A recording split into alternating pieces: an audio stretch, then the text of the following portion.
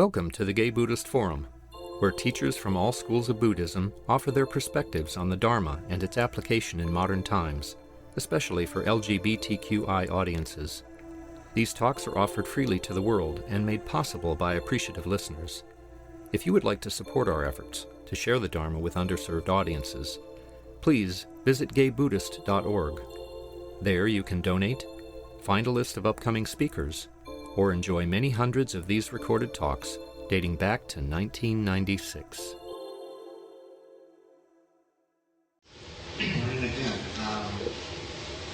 Welcome, especially to any newcomers. We'll go around and say our names. If you're a newcomer, please point that out. My name is Jim. Doug. Alfred. Justin. And I can't hear you. Rolf.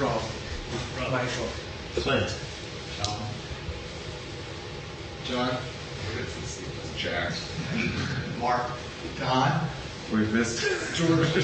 Eric. John. Mark. Steve. Snake. Sounds like the New Testament here. Tuesday. Easter. Paul.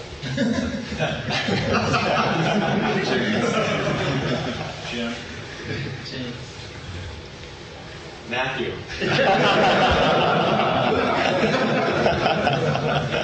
Peter. Mary.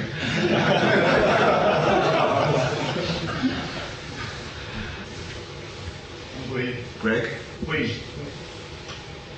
Sheldon. Keith.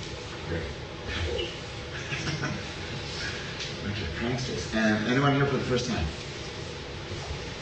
Great. And your names again? Eric? Sheldon. Great. Welcome. We have a speaker, Scott Hunt, who is returning. He has spoken here before. He has led classes with some GBF members.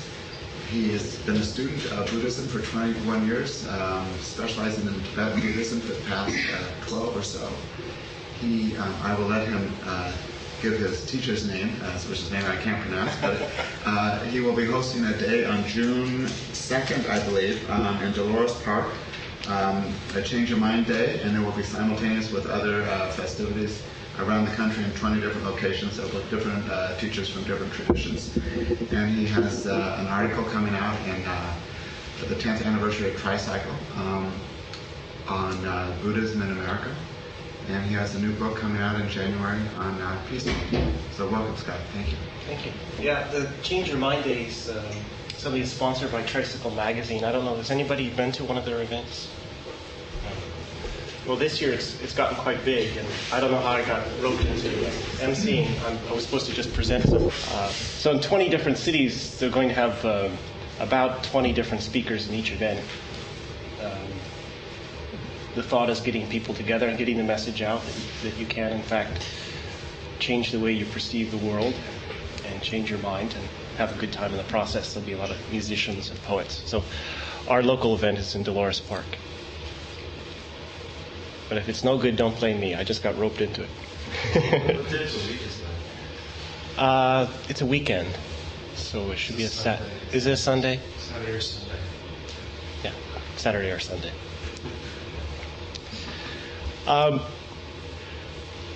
I didn't really prepare a lot of remarks and just thought about what I might want to talk about this morning.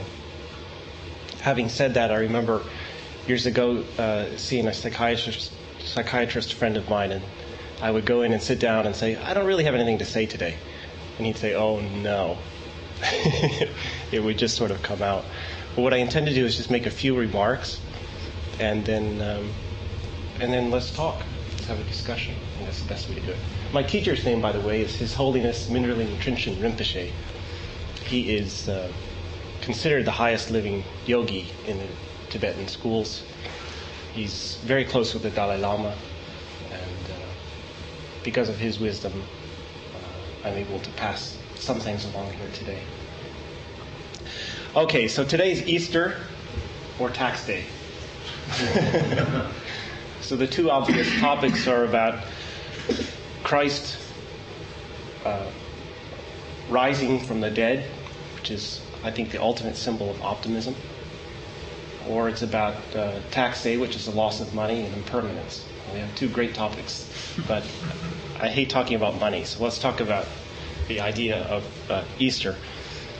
I've actually been writing quite a lot recently about pessimism and how pessimism has thwarted much of the higher goals of mankind, having peace in our hearts and peace in our communities. Pessimism has become very insidious in that we believe that peace isn't truly possible. And in our Buddhist practice, we should stop and question whether we really believe liberation, the ultimate peace, is possible.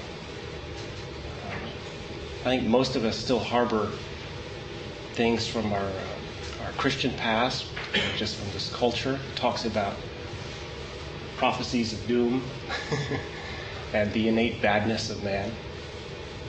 But today, let's focus on the other aspects of man, compassion and joy.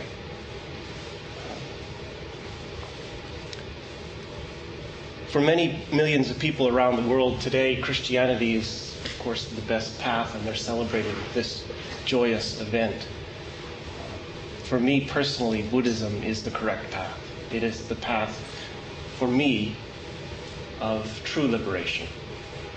And it is a path which is joyous and delightful.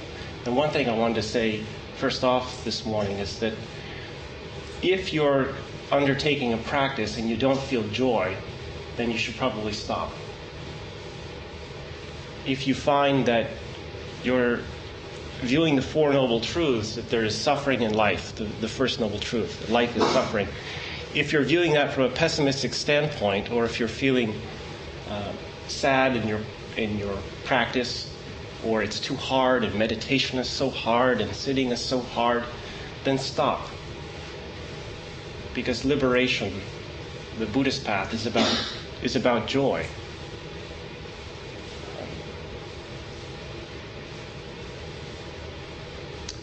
One of the things that we sometimes do is approach our practice from a standpoint of ordinary mind.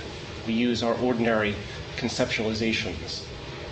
It's particularly helpful if you stop doing that and approach your practice with extraordinary mind. Some people in here, we've spent about 10 weeks together. And at the beginning of each session, we do something called the Four Transformations. And Justin, I think you found that particularly helpful. The Four Transformations, and don't worry about categorizations and how many numbers. Buddhism is full of numbers and categories. But the point is, when you approach your practice, to approach it from an extraordinary perspective. You're not just a person sitting down in front of a statue of Buddha or sitting in front of some kind of Buddhist text. You are Buddha nature. You are a potential Buddha. You have that within you when you sit down to do your practice. So you have to have an extraordinary view of yourself and why you're approaching your practice, first of all. And even your surroundings, though we may see them as very ordinary, four walls and a floor and a ceiling, that very place, because of the authenticity of your purpose, the sincerity of your purpose, that place becomes a pure Buddha realm. So you're transforming your motivation. You're transforming your surroundings. You even transform your teacher, somebody whose words came from their teacher, all the way back to the Buddha. Transform that person, look past their faults, and really try to see the essence of the goodness in their words. So even now I invite you to just stop and look within yourself and raise that awareness of Buddha nature. Raise that awareness of your potential to achieve.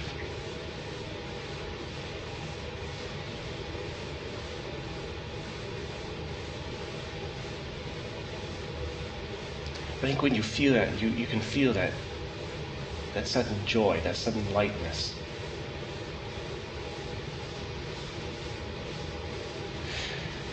that Buddha nature is the kernel of faith. Last time I was here, we talked about the 5 spiritual powers, and the first spiritual power is faith. I thought we would probably, in the study group that we had, skip over that very quickly, but we end up spending 2 or 3 weeks talking about faith. And I've realized as I've started to give teachings that faith is the hardest thing for us to comprehend, especially in Buddhism. Faith in Christianity is often obedience. It is often faith in a savior. Buddhism is at first uncomfortable because the faith is in you and your own potential. There is no savior. Buddha said, "You are your own master. How else could it be?" There's no one that can change your mind. There's no one that can get inside you and change the way that you perceive things. All the work must be done by you. It's very difficult to have faith in ourselves, especially when we have failings, we have limitations, we have sorrow. Again, I'm coming back to the point that we need to examine whether we truly have faith in liberation. Have we really experienced our Buddha nature? Do we really believe that it's possible to liberate ourselves?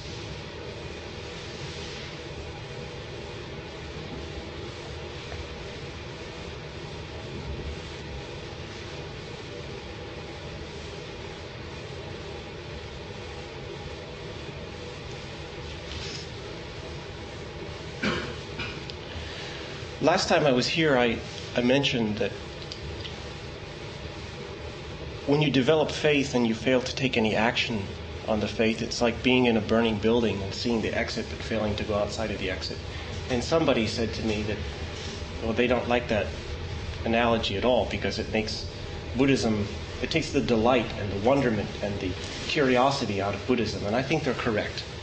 Buddhism is full of a lot of parables and stories that seem a bit heavy-handed and harsh. I want to keep coming back to that point today, that this is really about a joyous path. And I want to hear from you today as well about where you may be failing to feel that sense of joy and curiosity and sometimes bewilderment and certainly wonderment on the path. I was writing the other day about pessimism and whether even in despair you can feel joy. And it's often given to us in black and white that we either feel joyful or we feel suffering. But that doesn't comport with my life experiences because I've been all over the world and have been in refugee camps where children have lost their parents.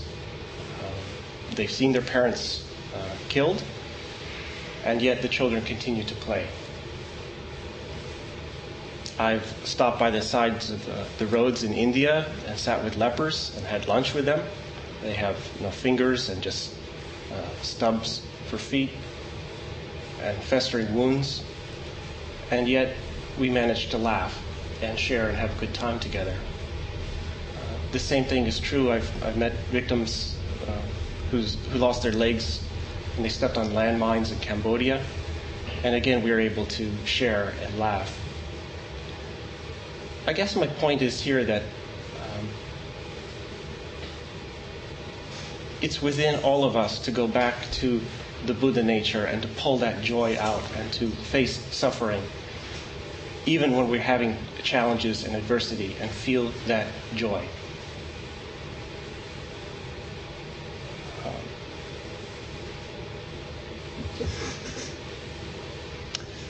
So let's talk a little bit about our conceptions of faith. And if you don't mind, I would like to have you just raise your hand or jump in as we're talking about faith.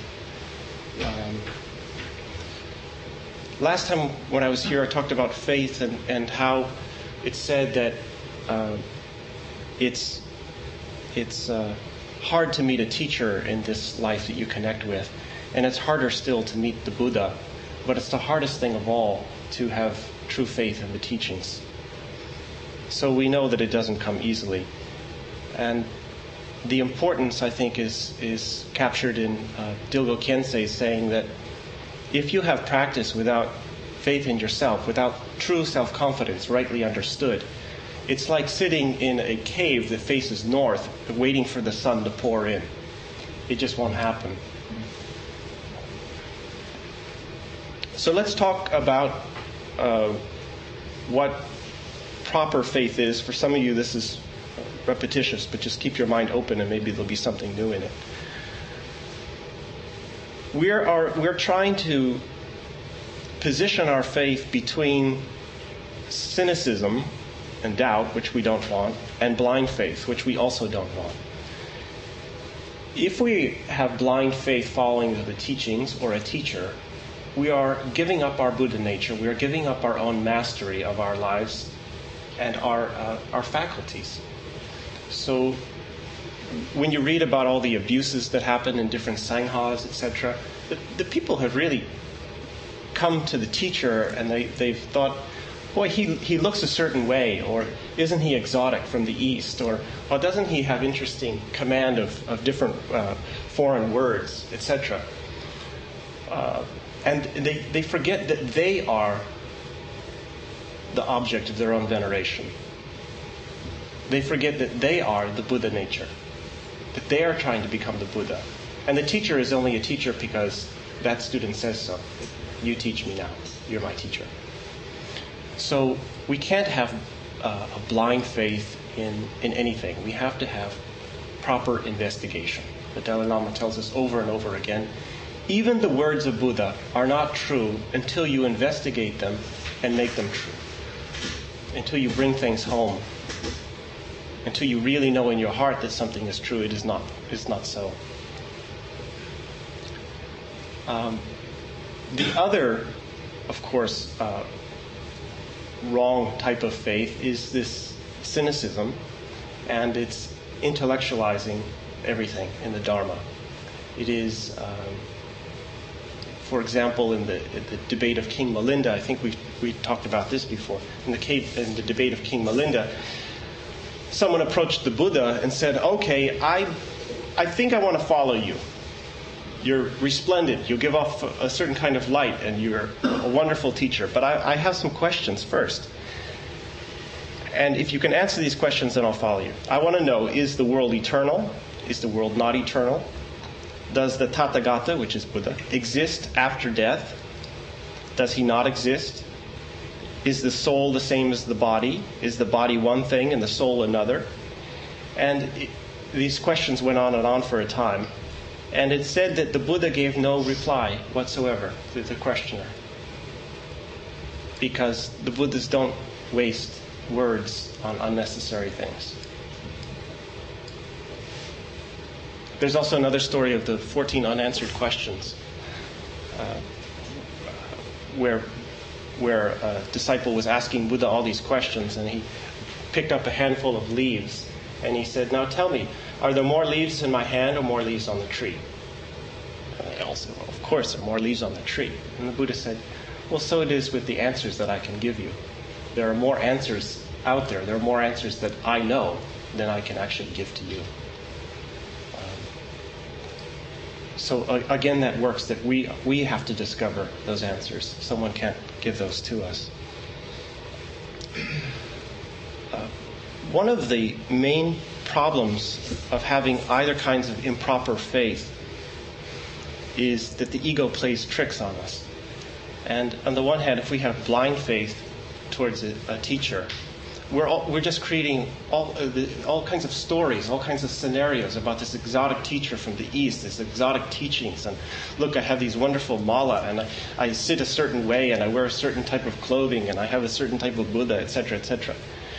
All of these things can actually take us farther and farther away from just understanding the purity of mind. These are more labels and more conceptualizations that we're heaping on our already crowded minds. On the other hand, our ego can play tricks by pretending that we're having a spiritual experience when we're really not. We've referred to this as a facsimile experience. We do have one mystical experience, and it really ignites us, really sends us on the path. We feel very joyous. We feel like we can dive into Buddhism now. And in fact, we never go back to have that experience again. We never do the hard work to sustain such an experience, but we rather are pretty proud of ourselves for having it one time. And then we create, again, all these stories and have all these wonderful Buddhist things around us. Scientists often become very mired in their egos by questioning the validity of everything. Until I can measure it and see it, I don't believe that it's true. And this is another sort of egocentric view that we have to let go of. Okay, so we've dispelled with the kind of wrong faith. So what is the proper faith? Firstly, faith has to be experienced. When I invited you before to look within and to somehow align with the feeling of higher awareness, your Buddha nature, some of you did it and some of you didn't. You just want to hear what I have to say. But everything I have to say is useless until you look into your higher awareness and feel some of these words resonate.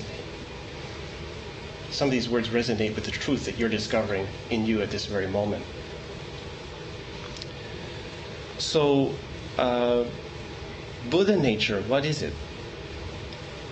That is really something impossible to tell anyone else. You have to discover it yourself. But it is the seed of all enlightenment. It is the seat of higher wisdom that you have inside you. There are said to be 4 stages of faith. And let me just discuss those very briefly. The first stage of faith, again, faith being self-confidence, confidence in your Buddha nature, is called clear faith. And in that stage of faith, we feel this great sense of joy that there is liberation from suffering and that we are making progress. The second stage of faith is called longing faith. Once we've discovered that joy and we feel this liberation, we necessarily, I believe, feel this desire to help other people. So we have this longing desire to help others and to keep improving ourselves so that we can help other people as well. The third stage is confident faith. And that's characterized where you don't have as much backsliding as you used to have, but you have a true understanding that this path is going to work for you and that it is the right path. And the fourth is called irreversible faith. And this is something that I would love to acquire in this lifetime. My teacher has it, and I hope to have it one day. That's characterized by the complete lack of doubt. So much so that you have an absolute unwillingness to renounce any of the truths that you have found, even at the price of your own life. This is the faith that people like Gandhi and the Dalai Lama and others develop. And Christ, we should say here on Easter. The complete unwillingness to denounce the truths that you have found, even at the cost of your own life. Of all the aspects of faith, the one thing that I want to leave you with today is that, again, you're the master of your own life. You have to create self-confidence. You have to believe that you can achieve. And there's an equation which I believe encapsulates the entire Buddhist path. It's supreme self-confidence plus virtuous action equals supreme attainment. That, to me, encapsulates the entire Buddhist path. Scott? Yeah. There was one thing that you taught us in the class that has helped me a tremendous amount, in addition to many things, but that I remember on this topic is the idea that Buddhists are fearless, and why that is, and the concept of fearlessness. That if you really see your own death clearly, if you're not attached, if you're able to transcend lust, you can be fearless. And there was a lot more you had to say about it, but it's really stayed with me. You know, I studied mindfulness for years, and I thought I was getting pretty clever at it, but there was always this, I couldn't get it very, very deeply. And where it clicked for me was when I was in Cambodia and working with the Supreme Patriarch there. And I was actually trying to ask him a lot about his past. And he resisted, with a smile always, but he kept resisting talking about the past. And I just wasn't getting it. I wanted to know his stories. And for him, the stories took away from who he really is at this moment. He didn't want to keep going in the past. And finally he told me that, because I asked him too, he leads these marches through these areas where people are shooting and some people have died and there are landmines and all these factions going on. His entire family was wiped out in the Holocaust that happened there, the genocide. And I said, "Aren't you ever afraid?" And he said, "No, I'm a monk. Because I'm a monk, I'm focused on the present. Because I'm focused on the present, there's no space for fear." And it just clicked. Fear is a projection that what happened to you in the past will happen to you in the future. That was the most important aspect of fearlessness that I discovered. That, we need to actually intercede with these projections that we have of the future and just stop. And that's actually the seed, not just of fearlessness, but of optimism, to return to my original theme of joy, joy, joy, joy. Is that we have limitless possibilities. So there's no sense pretending, trying to predict our future based on our past, but rather open ourselves up with a sense of curiosity, with a sense of fearlessness, and walk into the future with a sense of optimism. That is the Buddhist path. Awesome, thank you. To me, when you talk about Buddhist nature, I always see everything together. I try to include everything as much as possible and not exclude things, So for me, Christ nature is the same as Buddha nature in different aspects. And I think my reason is because in Christianity, I'm brought up in Christianity, so I see all the crap in it. And I had to kind of sort it out. It's very difficult to sort it out because I'm already kind of brainwashed since childhood with all that stuff. Now Buddhism, I'm not, so I can choose and pick a little bit better, but the more I get into it, the more crap I see in that too, as I see in Christianity. And so for me, it's not time to focus on one thing or another thing, it's still to include everything. About faith, for me, I do have a very deep faith. But I realize the more I'm sitting, I have an unwillingness to be happy. I don't want to let go of those things I'm attached to. I don't want to be happy. At the same time, I do want to be happy. I'm caught up in that whole concept because I'm sitting, because I want to achieve happiness or freedom or whatever, liberation and so on. At the same time, all the thoughts, the monkey mind is my attachment to things I don't want to let go of. And I know I don't want to. So I'm caught there. Absolutely. The more I meet extraordinary people, like the most venerable Thích Quang Do in Vietnam, he's been imprisoned many times for expressing that they should have freedom of religion in that country.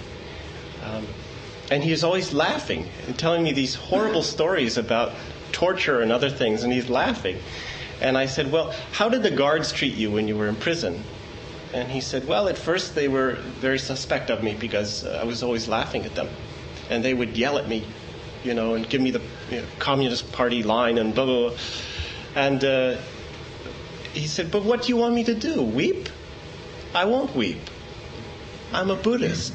I've found a path. I found a path that can take me out of my suffering. And I practice that path. There's no greater joy. So I'm happy and I'm going to laugh with you." And then slowly his guards would respect him and learn to laugh with him. I appreciate the point very much. That's the thing. When we approach our practice, as I was saying before, we approach with ordinary mind. All right, let's sit down and let's do this practice. And we really don't have a fulfilling session or fulfilling practice in general because we're approaching things with that ordinary mind. We really have to transform our motivation. This is something extraordinary that we're doing and we have the opportunity to do. At the same time, we can approach it with absolute seriousness. I think partially that might come from a Christian background too. Don't laugh in church, don't play in church, etc. No clapping, and etc. But we have to have a lightness about us. Yes, we're very serious. This is a serious thing that we're trying to do, but we have to be able to enjoy the path. If we don't have joy on the path of our practice, we're not going to keep up with it. I mean, I wonder how you experience your practice when you're feeling, forget it, I'm not going to be happy. Where is that impulse coming from for you? Oh, I didn't say that. I mean, I usually didn't feel that way. It's not that I don't get happy. It's just that I'm so attached to the earthly desires, like sexual drives and luxury and all the other things, and indulge myself in argument with people and so on, and get caught up in hostility and anger sometimes. When I know it's totally wrong to even do it, but there's an addiction to life itself. And the other things on the other side, some kind of look like all the fun will be gone. I have a faith it will not, but I still don't believe strongly enough in it to know if I go on the other side and get closer to that so-called Buddha nature or Christ nature or Krishna nature or whatever, then I will be much more happy and I will let go of that. But I want the proof first. Okay. That's what I'm trying to say? Yes, I understand. So the one way to cut through all of these things is to actually sit and experience Buddha nature. Now I want you to teach me something. I want to know from some of you how you experience your Buddha nature. Like what it's impossible to put in words, we know that, so let's try anyway. What is an experience of higher awareness for you, or Buddha nature, your innate spirituality? Singing. Singing? What happens during singing for you? It's a total just being there in the moment and doing that. And also, especially if you're singing with others, it's a joining and merging experience. It's beyond words. It's an experience of unison. And, when you're singing, do you say, I'm singing, so I'm happy? no, I'm not saying anything. Exactly. I'm just doing it. I feel the same way about creativity. About Art and creativity. Okay. So why don't you feel the same way in sitting? I'm just trying to figure it all out, reason all the time, trying to figure out how can I let go of that and find that joy. As I do, for example, when I create paintings or sit in front of a computer to very creative, certain time doesn't exist. I'm just sitting there working. When you sit down to create paintings, how do you approach the task? Just like John says, I just do it. It's driving me, I can't stop it, it takes over. I have no control. I float along, I surrender to it. So maybe when you're sitting down to do practice, I just put this out there for you to examine. I don't know the truth of it, but maybe you are approaching it with a type of rigid seriousness. Expectation. Yeah. Whereas when you sit, the best thing you can do is sort of elevate yourself beyond conceptualizations. Now you can't stay there permanently. If we could, then we would have it all figured out. We'd be in nirvana already. But the point of going back to Buddha nature and feeling that pulsing within us is because what we bring out of that is fearlessness and joy and a lot of wisdom, a lot of information that helps us get back to that place and helps us cut through the anger and the delusions and greed and attachments that you were talking about before. So I don't know what to suggest for you exactly, but the way that you approach your art maybe you should approach your practice as well. I try to do that. Yeah. Let me say something else there, because I've said this a couple of times, and I don't want to leave false conceptions. Another thing that we tend to do in the West is compartmentalize things. And it's particularly true, I think, with a Christian background, because there's Sunday school, and there's church, and some people also go on Wednesday or whatever, but they have sort of an approach to Sunday, and then it's back to watch the football game, or, well, I don't know if we do that in here, but whatever you did. Some do. I did. I didn't. But then the rest of the week, it's work. Or it's, okay, now work's done, this is my free time, or this is my family time, whatever. Everything is your practice. At all times. So what you can do, though, is look within your life and find those moments that give you the most enjoyment, properly understood, not as ego attachment, but true joy, and that alignment with your Buddha nature, with spirituality, and try to export that into other areas of your life. So, like with your art. And if you can't do it, then maybe play a little game with yourself. And that is that your art is your practice. So having that sort of no mind where you're not thinking about the past or projecting the future, the way that you're approaching your art and letting things flow, introduce at that moment perhaps some of the teachings of Buddha, and just let it go through you and see how it is. Snake, you were going to say something? Yeah, I experienced my Buddha nature, I think, most when I'm doing yoga. It's kind of bodily oriented, and yoga to me is basically working with gravity, which translates on the mind level, I guess, to the idea of surrender. I think surrender is really the thing to do. And I think it increases faith too, because if you're impatient because of lack of faith, your instinct is to do something. Do something yang, that's yang nature to do something. But to transform it into yin nature, experience gravity brings faith, I think, because it is so delicious in the moment that you don't think about the future or the past.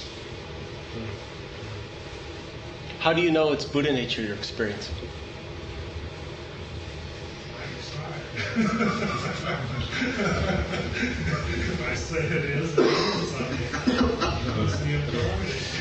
But what do you take away from it? Oh, just the ability to be a little happier in my ordinary life. I'm not consciously doing it. It just gradually makes ordinary tasks pleasant or less unpleasant. I mean, it's not that you don't experience anger and things like that, but at least you can remember that when you're doing yoga, you don't have to be angry or patient. I think that really comes back to the compartmentalization, like you said, and I want to concur and add to that. I don't know whether this is making sense, but I find with a lot of my dealings personally and dealings with a lot of people, we do deal with things differently depending on what we are dealing with. And the challenge is to overcome the compartmentalization, is to overflow, find the one aspect that you enjoy most, and then flow that into other aspects of your life.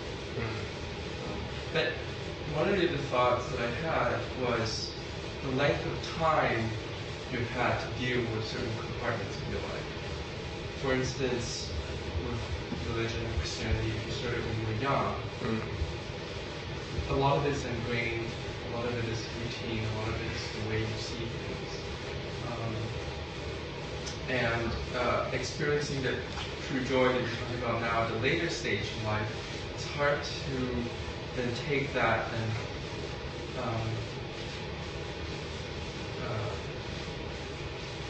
experience that in other aspects that you're so used to. So I guess what I'm saying is the different parts of your life you have had different lengths of experiences, and the ones that you've had longer experiences with are a lot more difficult to change. And unfortunately, a lot of what we learn through our life or experience, especially now the teachings of Buddha, is at a later stage in life. So given that we're experiencing this at such a late stage, it's harder for us to turn the clock back. We also tend, don't we, to see spiritual progress in a linear fashion. And it's not like that. The Buddhist path is a state of continual abandonment and realization. Abandoning delusions, ordinary conceptions, misconduct, your attachments and aversions, and a continual process of realization, going deeper and deeper as your faculties improve, as your abilities improve, to understand the nature inside you, which is whole and complete already.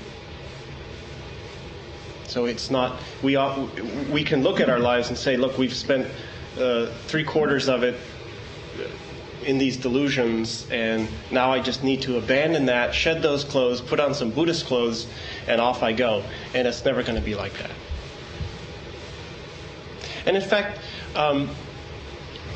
there's an approach to Buddhism when people have a Christian background, which is sometimes wrong, and that approach is to negate everything that they learn in Christianity. The Dalai Lama says over and over again, if you're a Christian, be a good Christian. Or a Muslim, be a good Muslim. You don't have to come to Buddhism. Come to Buddhism and study it as a philosophy if that helps you and if it helps you increase your own faith. But trying to convert is difficult. Well, some of us haven't listened to him and we've converted. But the point is that you don't abandon everything. Obviously you haven't, right? Christ is love. I sometimes, in order to increase my appreciation of other traditions, will not use Buddha or whatever deity in my practice, but I'll use Christ, or I'll use Muhammad, or I'll use someone. And it's I invite you to do that. It's a really powerful practice for you to use the Buddhist techniques and yet see Christ there. Just try it and see how it is. It certainly increases your tolerance, but don't abandon everything and say that those 2/3 of your life or whatever were wasted, but rather take the goodness from those and move on. I was at a Roman Catholic Mass last night, the Vigil Mass for Easter, and outside the church they lit a great fire symbolic of the relighting of the rebirth of life. And the sparks were flying. They were flying over in my area, and I found that very moving. At the same time, the veil of a very old nun in the wind was blowing and caressing my face, and I was very moved by that. It was a gift, and I don't quite understand what it was, but it opened something very deep in me, and perhaps with Buddha and Christ being brothers, that was some indication of the presence there. Also, the question about difficulty in practice and joy that you brought up.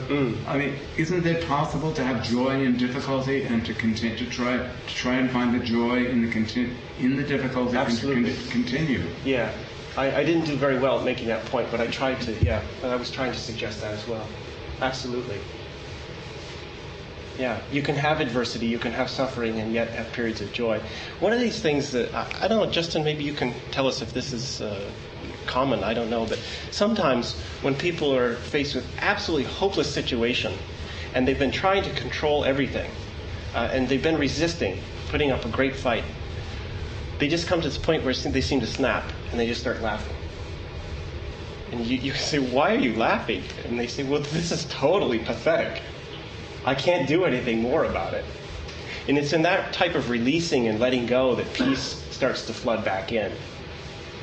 It's the same thing that we experience when we're in meditative absorption, samadhi, when we're understanding Buddha nature. Yeah, that doesn't erase the difficulties that are in our lives. It doesn't erase our awareness of the miseries of the world, but it certainly gives us a real visceral connection with our innate joy. And it's that sort of wellspring that keeps our practice going. So I agree with you. You can definitely feel the two at once, and you should. Can you conceive of practice as being action and doing, and then the awareness and experiencing that doesn't involve sitting also? Absolutely. That's the other point that I'm not doing a very good job of making. But from the moment you get up to the moment you go to bed, and even in my tradition, even when you're sleeping, that's all part of your practice. So you have sexual attraction to someone, that's part of your practice. How do you play it out? Okay, you have sex with the individual. Do you do it with kindness? Do you have respect and love for that person on a real deep level? And it's, regardless, that's part of your practice. And when you're at work, we tend to say, well, this is business. Well, there's no such compartment that's business that excuses, okay, let's bracket morality now, or let's bracket my sense of what is truly right, and just take care of business. Let's get down to facts. It's all part of your practice. So absolutely. What sitting is to me, and it's going to be something different to everyone, but it's the time where you're utterly focused within, and you just say, stop. Look, listen, breathe, and re-energize, I believe. Thank you on that very hopeful and joyous note. Thank you for a very provocative Thank you. Thank you for session. Thank you for teaching me today. Thank you. Announcements. Sure. Don.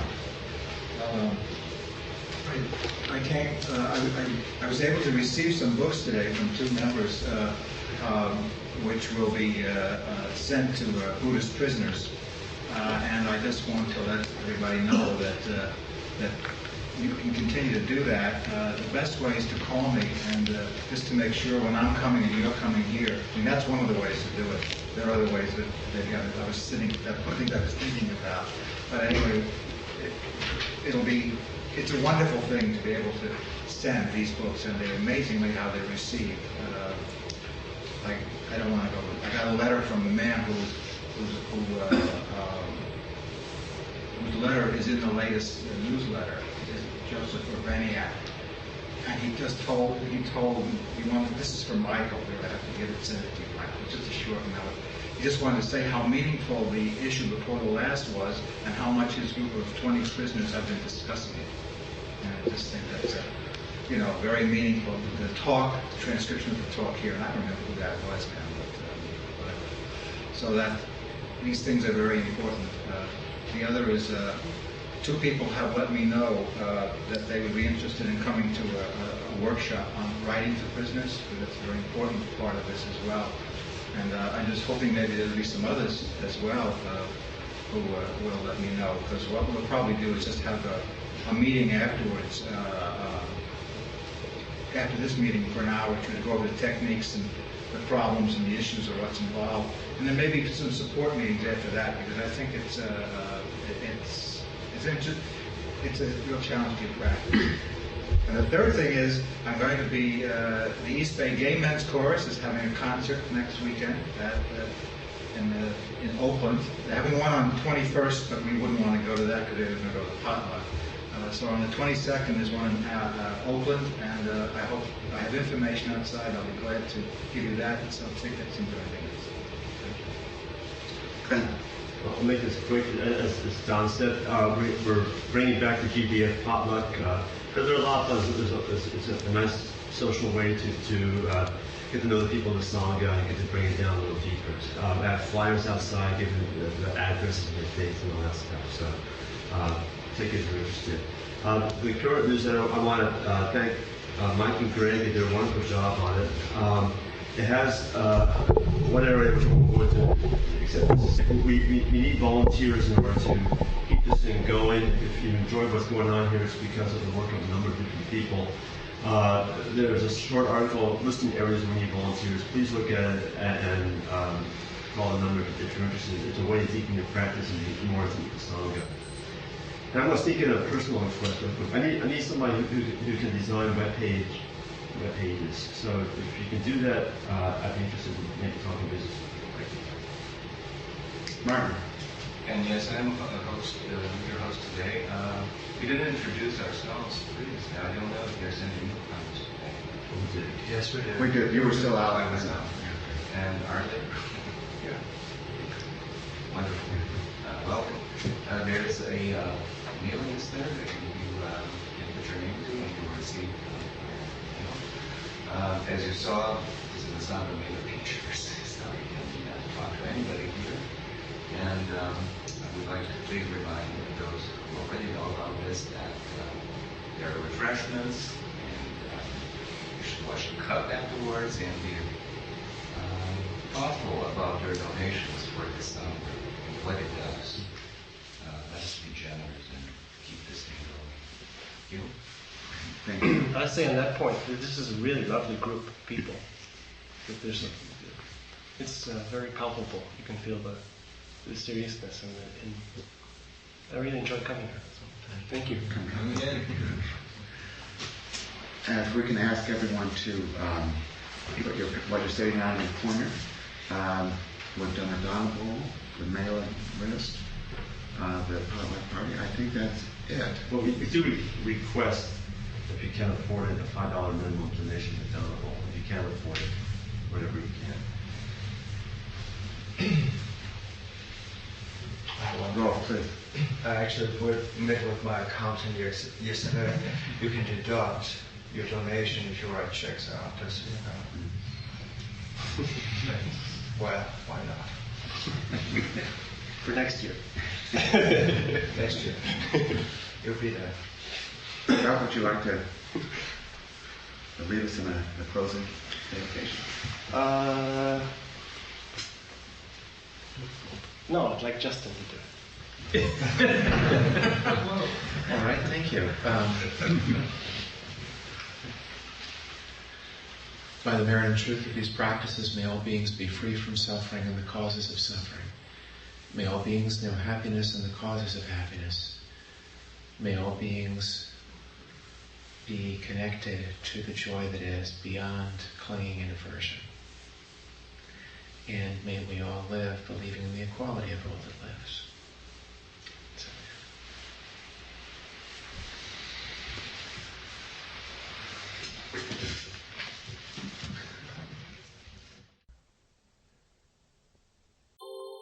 Thank you for listening to the Gay Buddhist Forum.